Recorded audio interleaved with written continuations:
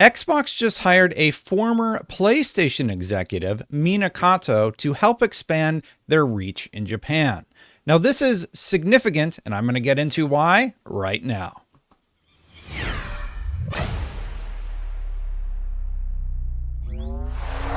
This story was first broke by Bloomberg, and it discusses Mena Kato and her history and how it's going to impact Xbox. But more importantly, there were some reactions about the Japanese market that seem to indicate Xbox is a growth opportunity for a lot of companies who are starting to listen. Here's the Bloomberg article in question. It says, this former PlayStation executive says Japanese video games need Xbox to grow. So that's pretty interesting coming from a former PlayStation executive, obviously working at Xbox now. But let's talk about what some of the juicier quotes were.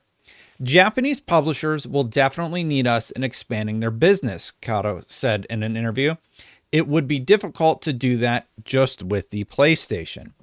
PlayStation and the console market obviously has a finite reach. At some point, if you've sold through all of your games on that platform, you need to look at other avenues of publishing to make more revenue.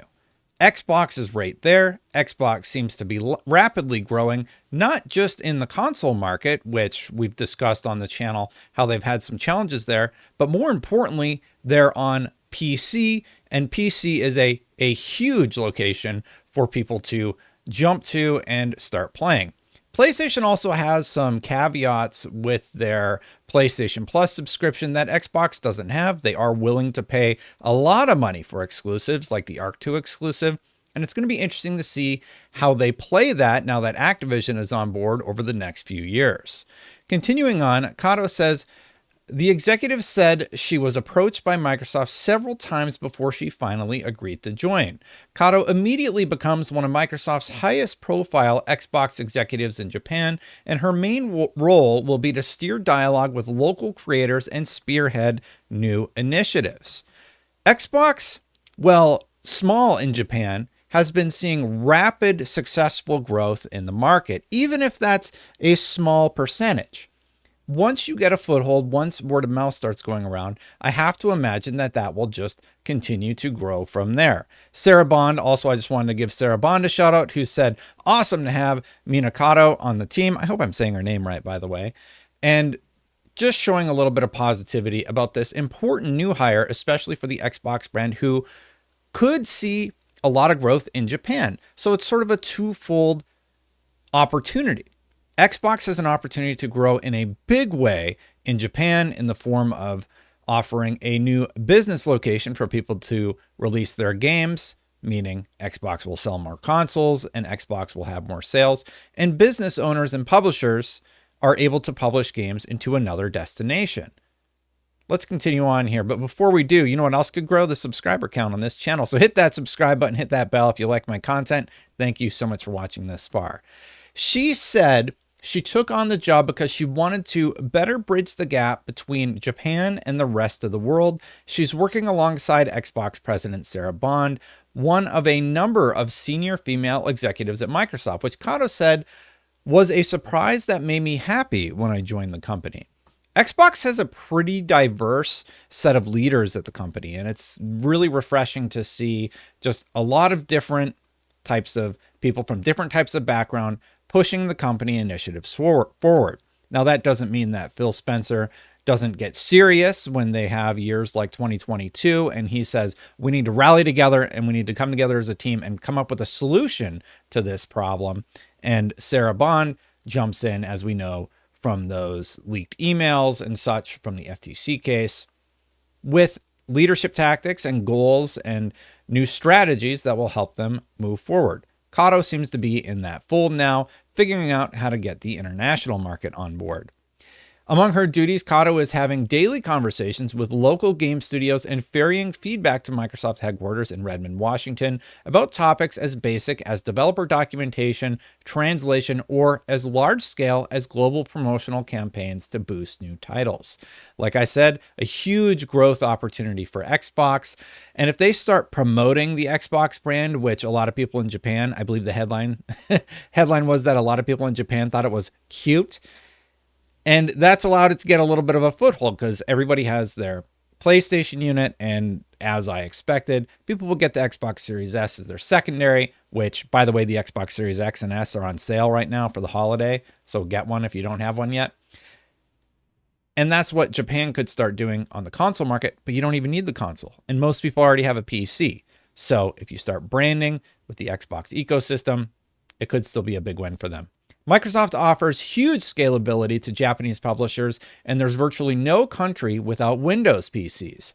USB securities analyst Kenji Fukuyama said, "When it comes to access to game fans in emerging countries, Sony and Nintendo just can't compete with Xbox," echoing exactly the sentiment that I'm trying to paint for you right now. Microsoft has PC gaming on lock. Sony is playing catch up there. They have a few games that have done really, really well on the PC market, but they need to figure out a strategy and a cadence of release that makes sense for them. And Microsoft just says, just launch every game everywhere possible on the same day. So they have this large foothold, and now that they're bringing their games to Steam, it's only going to continue to grow from there. Now, there was a second article written with some important context over at gamesindustry.biz that I thought I would also go over. So it's the same headline. They're sort of talking about the same points, but we get a little bit more context about the career. Kato previously worked for Sony Interactive Entertainment as vice president of business development for 8 years. She became vice president of mobile business in 2020 before leaving the position a year later.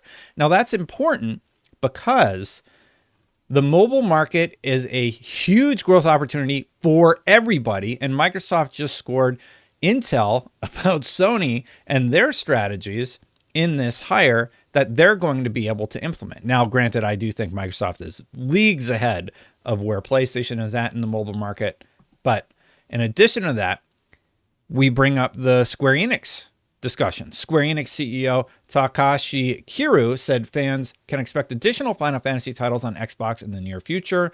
"We're really looking forward to working closely with Phil Spencer and the Xbox team to make this possible," Kiryu said. Now, I don't know if that's because of Kato, but it is a sign of things to come. Xbox is going to start working a lot closer with Japan developers to get more games to more places, and I think that's great. Mena Kato said, "Excited to say I've joined Microsoft as director for partnerships Japan at Xbox. I will be leading partnership efforts to support our Japanese partners globally, opening up a new chapter, unlocking new experiences in the games industry. I hope to see many of you at TGS." I have to wonder if that means Xbox is going to go in a big way at TGS. That would be exciting. Here's some of her history. Yeah, so she started in July, director, Partnerships Japan, gaming ecosystem organization. Before that, she was briefly at EY Japan. And then since 1999, she has been working at Sony with the Sony Interactive Entertainment Group. And if we go all the way back to her earliest post, she was R&D in 1999. Then she went to the Entertainment Business Department. She worked as a director for many different business sections of Sony Computer Entertainment. And then she ended up being vice president business development, which she was at for 7 years and 1 month, it sounds like. No, that can't be right because she started in 99. I'm bad at math. But anyway, that's good. Being promoted to VP, and now that's a Microsoft hire. And then she was vice president of mobile, which is also a huge growth opportunity for Microsoft. And just looking, she thanked Bloomberg for discussing the new job and talked about, "I'm also doing this kind of thing, something new," where she posts at tech conferences. She also posted about starting her new position previously before jumping over to Xbox. This is a huge win for Microsoft, for Xbox, and I can't wait to see what Mena Satoru Kato ends up doing with the Xbox brand to drive them further toward success. Let's see what happens. Thank you so much for watching. Hit that subscribe button, hit that bell. It is interesting to know that there is a cap to the growth in Japan, and her whole marketing strategy seems to be like, hey, Microsoft would be a great partner to push you to the next level. Speaking of going to the next level, if you want to push this channel next level, I don't know how to segue this, hit that join button. If you want to support, basically I post all these videos without ads, so thank you to anybody who joins. It's just a way to support the channel. I appreciate you all. I'm going to get out of here. Check out my video yesterday, and I'll see you for the next one. Bye for now, everybody.